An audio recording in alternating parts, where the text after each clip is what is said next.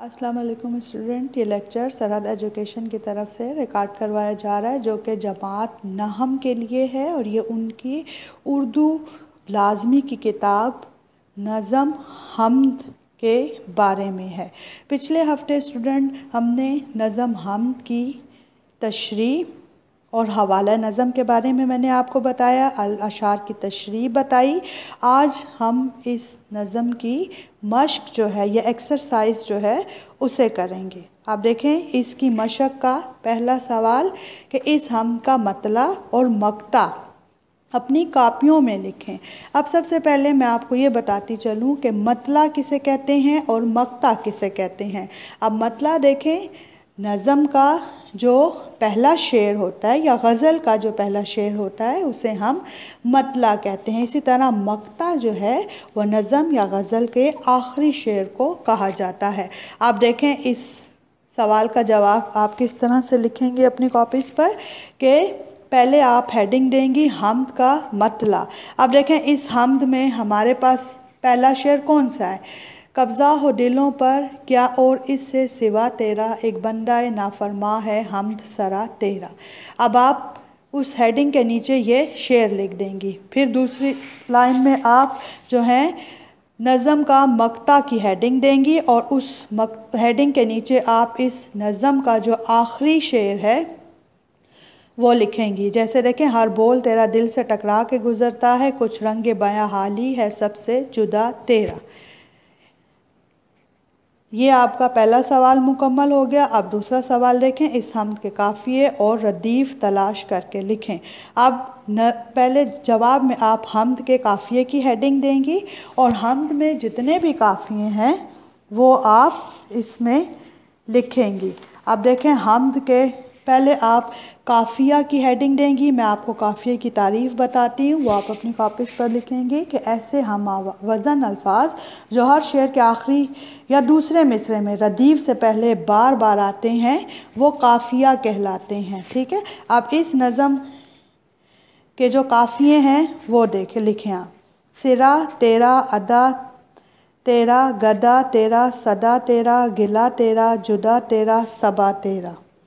ठीक है, ये इस नज़म के काफ़िए हैं। अब दूसरी लाइन में आप रदीफ़ की हेडिंग दें। रदीफ़ की जो तारीफ़ है वो लिखें कि ऐसे एक या एक से ज़्यादा अल्फाज जो शेर के आखिर में काफ़िया के बाद आएँ या दोहराए जाएं वो रदीफ़ कहलाते हैं। अब इसके बाद आप नज़म की रदीफ़ की हेडिंग दें और उसके नीचे आप लिखें तेरा। अब देखें ये जो तेरा, ये देखें तेरा तेरा तेरा, ये जो तेरा लफ्ज़ है ये पूरी नज़म में आखिरी शेर में बार बार इसे दोहराया गया है या बार बार इसे रिपीट किया गया है, तो ये इस नज़म का की रदीफ़ हो गया। अब तीसरे सवाल को देखें, मंदरज़ैल अल्फाज के मुतज़ाद लिखें। अब आप देखें कि आप अपनी कॉपीज़ पर दरमियान में लाइन लगाएंगी, एक साइड पर आप अल्फाज और दूसरी तरफ उसके सामने मुतज़ाद लिखेंगी।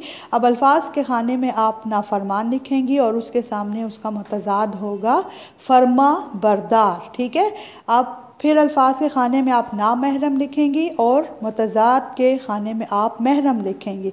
इसी तरह गदा के अल्फाज के खाने में और मुतज़ाद के खाने में बादशाह आएगा और शुक्र अल्फाज के खाने में और नाशुक्री जो है वो आप मुतज़ाद के खाने में लिखेंगे। इसी तरह इकरार अल्फाज के खाने में और इनकार जो है वो आप मुतज़ाद के खाने में लिखेंगी। अब स्टूडेंट देखें इसके नीचे यहाँ पर तशबीह की तारीफ़ यहाँ पर लिखी हुई है कि किसी एक चीज़ को किसी ख़ास खूबी या खामी की वजह से किसी दूसरी चीज़ की मानंद करार देना क्या कहलाता है? तशबीह कहलाता है। जैसे पानी बर्फ़ की तरह ठंडा है या फूलों पर शबनम के कतरे मोतियों की तरह चमक रहे थे।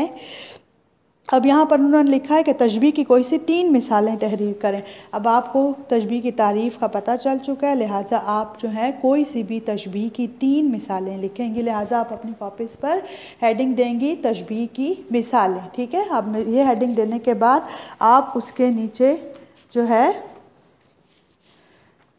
पहली मिसाल लिखेंगी तशबीह की।